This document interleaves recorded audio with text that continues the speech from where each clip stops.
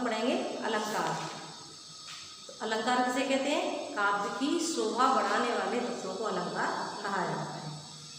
अलंकार मीन्स आभूषण। तो जब एक स्त्री आभूषण पहन लेती है तो उसकी शोभा बढ़ जाती है। ऐसे ही जब काव्य में अलंकारों का प्रयोग किया जाता है तो वह काव्य की शोभा बढ़ जाती है। तो काव्य की शोभा बढ़ाने वाले तत्वों को अलंकार कहा जाता है। तो अलंकार कई प्रकार के होते हैं? 2 प्रकार के, शब्दालंकार और अर्थालंकार। तो शब्दालंकार जहाँ काव्य में शब्द के माध्यम से चमत्कार उत्पन्न होता है, शोभा बढ़ती है, वहाँ शब्दालंकार। जहाँ अर्थ के माध्यम से चमत्कार उत्पन्न होता है, उसकी शोभा बढ़ती है, तो अर्थालंकार। तो शब्दालंकार आप लोग 9th में पढ़ चुके। कौन कौन से थे? अनुप्रास, यमक और श्लेष। ठीक। अब है आपका अर्थालंकार। तो 10th क्लास में है अर्थालंकार। अर्थालंकार में आपको कौन कौन से पढ़ने हैं? पहला उपमा, उपमालंकार। दूसरा रूपक, रूपक अलंकार। और तीसरा है आपका उत्प्रेक्षा,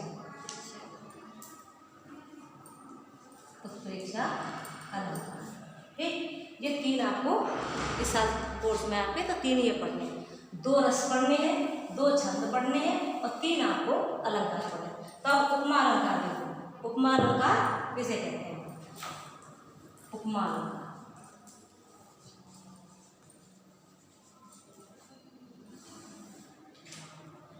जब किसी व्यक्ति या वस्तु की उपमा या तुलना जब किसी दूसरी व्यक्ति और वस्तु से उसके गुण और धर्म के आधार पर की जाती है।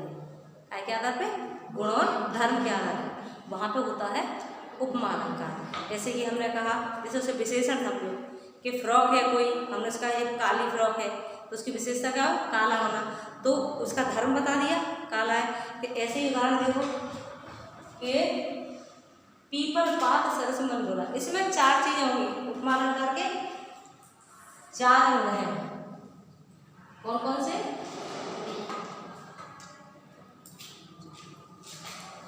चार अंग। पहला है तुम्हारा उपमेय, दूसरा है उपमान, तीसरा है साधारण धर्म, और चौथा है वाचक चिन्ह या वाचक शब्द। ठीक। तो ये 4 चीजें जब मिलेंगी वहां पर तुम्हारा उपमा अलंकार होगा। ये चारों चीजें जब एक जगह मिलेंगी। जैसे उदाहरण देखो, उदाहरण पूछने के लिए आपको उपमा अलंकार की परिभाषा और उदाहरण लिखिए, ये भी पूछा जा सकता है। और कोई एक पंक्ति दी हो, बताइए इसमें कौन सा अलंकार है। 2 नंबर का आता है, तो ऐसे भी पूछा जा सकता है। तो पीपल, पात, सरिस, मंडोला। पीपल, पात, सरिस, मंडोला, ये आपका पूरा एक उदाहरण है। क्या बोलेगा? उदाहरण। यहाँ बोले उदाहरण।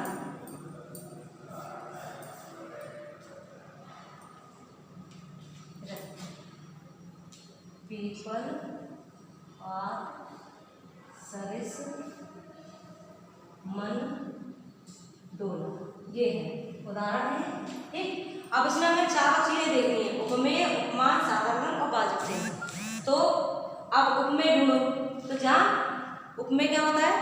जिसकी तुलना की जाए। तो कौन है? पीपल, पात, तो पीपल का पत्ता। उपमान, जिससे तुलना करी जाए। और साधारण धर्म कैसा है वो। ठीक है। तो दूसरा वाचक चिन्ह, तो कौन से शब्दों से वो जोड़ा गया है। ठीक। तो आया देखो, पीपल, पात, पीपल का पत्ता। तो 4 चीजें निकाले इसमें।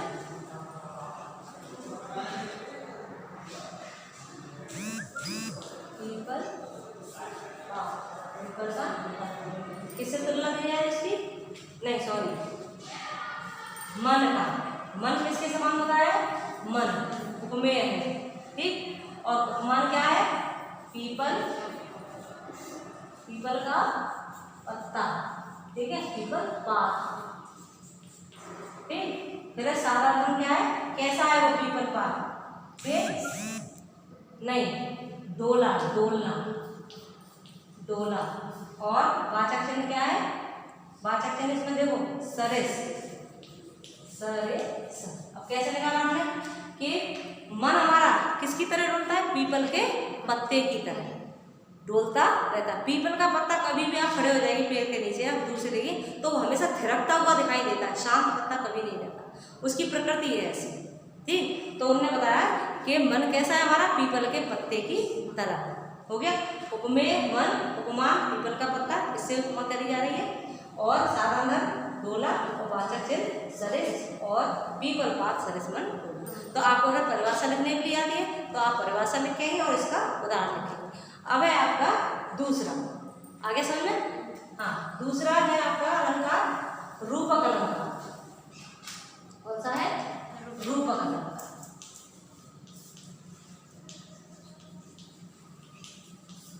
हाँ, रूपक अलंकार में जहां उपमेय में उपमान का भेद रहित आरोप हो, दोनों में कोई अंतर ना हो, तो वहां कौन सा अलंकार होता है, रूपक अलंकार। जहां उपमेय में, उपमेय में उपमान का भेद रहित आरोप हो, दोनों को समान बताया जाए, तो वहां पर कौन सा अलंकार होगा, रूपक अलंकार। उदाहरण देखो, उदाहरण है चरण कमल बंदो हरे। 10th क्लास में सूरदास का पहला ही पद्य है, चरण कमल बंदो हरे राय। हे प्रभु मैं आपके चरण कमलों की, कमल के समान चरणों की वंदना करता हूँ। अब कमल का ऐसा धर्म नहीं बताया, कमल कैसा है, सुंदर है, कोमल है, लाल है, हरा है, कुछ नहीं बताया, कोई धर्म नहीं बताया। और ना ही इसमें वाचक चिन्ह का प्रयोग किया गया, उन्होंने डायरेक्ट आरोपण कर दिया है, इसलिए जहाँ पर ये वाचक चिन्ह लगा हुआ रहता है ये चीज, ठीक है, वहाँ पर अधिकतर रूपक अलंकार हो जाता है। तो चरण कमल बंद हो रहा है, हे प्रभु मैं आपके कमल के समान चरणों की वंदना करता हूँ। क्लियर, जहाँ उपमेय में उपमान का भेद रहित आरोप हो, दोनों में कोई अंतर ना हो, वहाँ पे रूपक अलंकार होता है। अब है आपका तीसरा है, तीसरा है उत्प्रेक्षा अलंकार। उत्प्रेक्षा अलंकार जहां उपमेय में उपमान की संभावना प्रकट की जाए, लगे मानो ऐसा है, मान लो ऐसी चीज है, तो वो कहलाती है उत्प्रेक्षा अलंकार। जहां उपमेय में उपमान की संभावना प्रकट की जाए, और रूपक में क्या था, भेद रहित आरोप हो दोनों में, और इसमें संभावना मानो, तो इसलिए इसमें वाचक चिन्हों का प्रयोग किया जाता है। वो कौन से से, जन, जान, मनु, मानव, जानव, मानव, जो ये शब्द है इसके वाचक है। तो जिस भी पद्य में, जिस भी दोहे में आपको ये शब्द मिल जाए, मानो, जानो, ये इस प्रकार के शब्द मिल जाए, तो वहाँ पे आंख बंद करके लिख दो कौन सा अलंकार है, उत्प्रेक्षा अलंकार। यदि आपको दोहा लिखा हुआ मिलता है, बताइए इसमें कौन सा अलंकार है, तो ये शब्द जहाँ मिल गए वहाँ पे अपने आप क्लियर हो जाता है कि कौन सा अलंकार है, उत्प्रेक्षा अलंकार। उदाहरण इसका कौन सा है, सोहत ओढ़े पीत पद श्याम सलोने गाल, मानो नीलमणि शैल पर आता पड़ो प्रभात।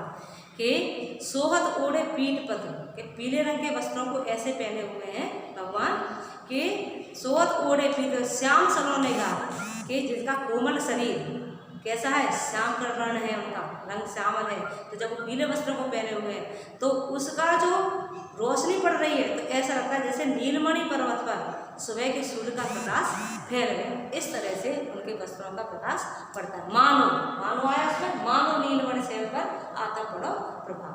तो ये हो गया आपका तीनों अलंकार। यही कोर्स में आपके 2 पूछे जाते हैं इनमें से, तो आपको तीनों तैयार करते हैं, उदाहरण, परिभाषा और पहचानना। यदि कोई पंक्ति लिखी हुई बताइए इसमें कौन सा अलंकार है, तो आप उसे स्पष्ट कर सकें ये वाला अलंकार है। ठीक है, ओके बच्चे।